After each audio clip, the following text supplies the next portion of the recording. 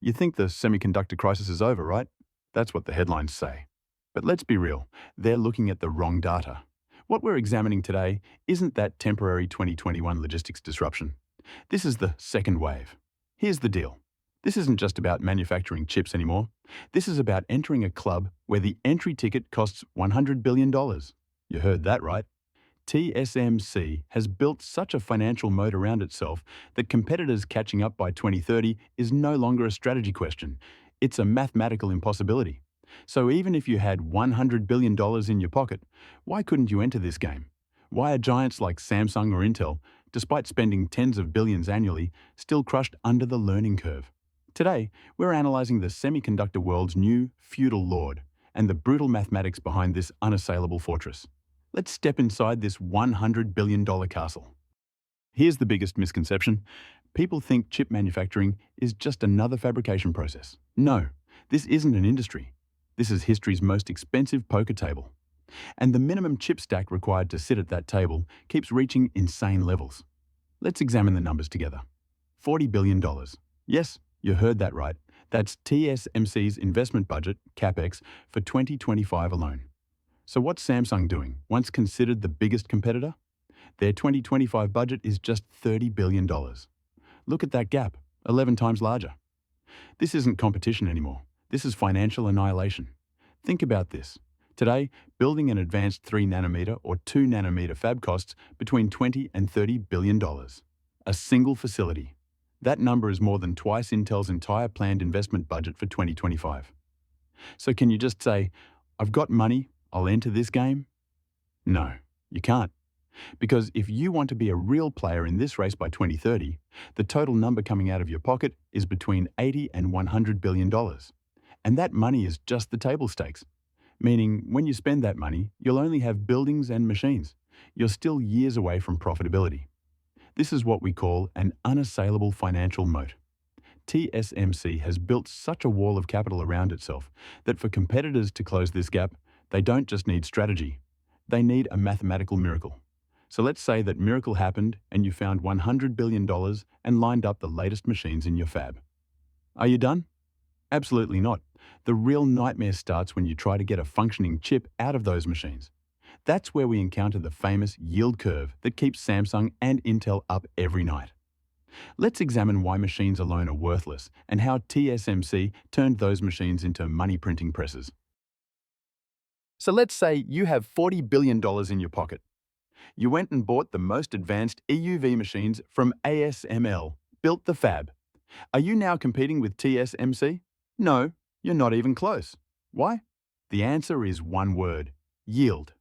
Look, in the semiconductor world, machines are just tools. The real skill lies in how many out of every 100 chips coming out of those machines actually work. This is where that famous yield S-curve enters the picture. Let's see together how brutal the numbers are. Today, TSMC operates at around 80% yield in 3nm production, meaning out of every 100 wafers they process, 80 are flawless. And their biggest competitor, Samsung? They're still struggling at 60% levels in 3nm. Don't dismiss this as just a 20% difference. That 20% means financial disaster. Look at this math. Due to low yield, Samsung is throwing away between $5,000 and $8,000 per wafer, per chip plate, straight into the trash. You heard that right. That's just scrap cost. $5,000 for each plate. You know what this means? TSMC automatically has 33% better unit economics than its competitor. So while TSMC profits from a chip, competitors are paying millions of dollars in learning fees every day to produce the same chip. That's why this isn't just a moat, this is irrecoverable learning cost. It's not just about buying the machine, it's about taming that machine. TSMC spent years and billions making mistakes to reach this level. Competitors closing this experience gap overnight just by writing checks is impossible. Because the yield learning process is bounded by time, not money. Bottom line, while competitors try to climb that steep hill, TSMC is already at the peak, on flat ground, with the wind at its back. So what kind of power does this yield advantage give TSMC? Does it just provide profit? No, much more. This advantage gives them pricing power. Giants like Apple, Nvidia, and AMD pay TSMC like they're paying rent to a feudal lord. Let's now examine this feudal rent system and why even Nvidia kneels before this order. So what does this massive yield advantage and technological leadership turn into? One word: power. Let's be honest, today there's a hierarchy in the semiconductor world. If you think names like Nvidia or Apple are at the top, you're wrong. They're just the knights of this story. The real feudal lords, the ones standing at the gate collecting their cut from everyone passing through, are giants like TSMC and ARM. So how much rent are these lords collecting? Here are the numbers. Today, TSMC charges between $25,000 and $27,000 for a single 3-nanometer wafer. You heard that right. A single plate, the price of a luxury car. And giants like Apple paid $22 billion in rent annually just to access TSMC's manufacturing capacity. On Nvidia's side, that number is approximately $20 billion. Out of every $100 coming out of these companies' coffers, $20 goes straight into TSMC's rent box. So why don't they object? Why don't they go to another door? Simple answer: they can't.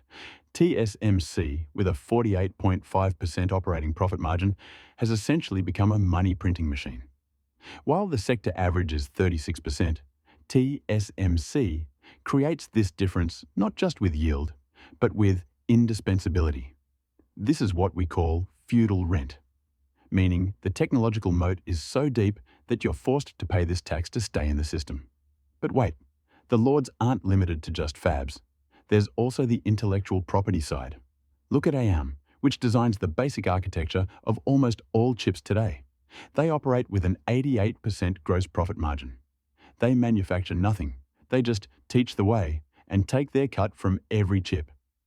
This is the semiconductor world's new constitution. Money goes not to the designer, but to the gatekeeper. However, this seemingly perfect system has a major Achilles heel.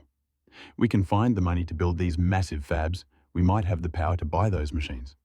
But where will we find the people to operate those machines, to bring them to life?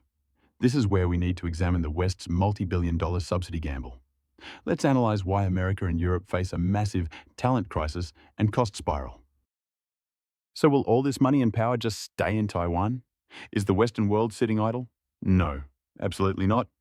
America and Europe are trying to build their own fortresses with multi-billion-dollar subsidy packages, like the CHIPS Act.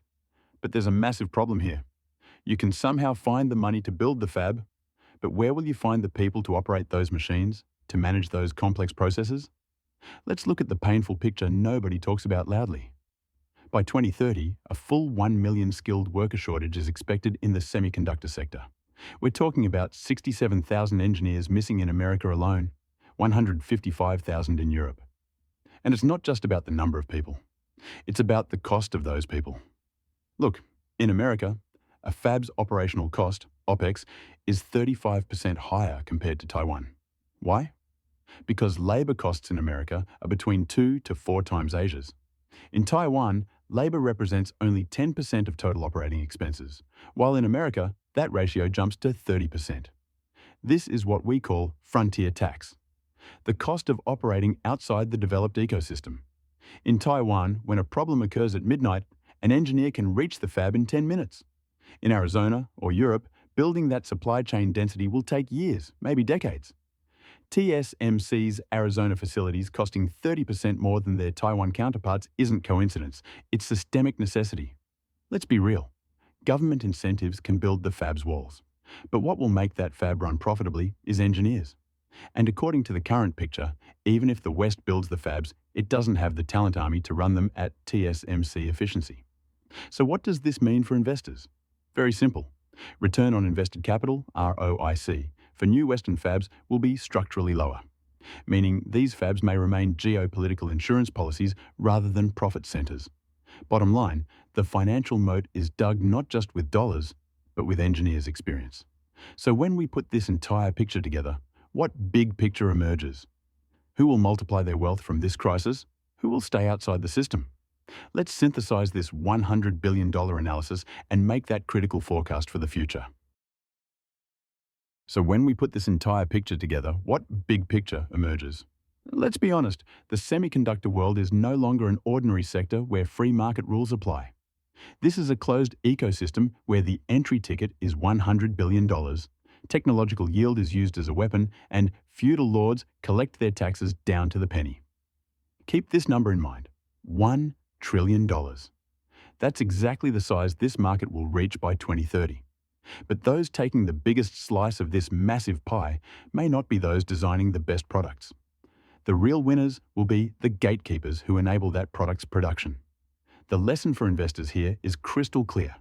Focus not on product cycles, but on structural scarcity and companies that can collect rent from that scarcity.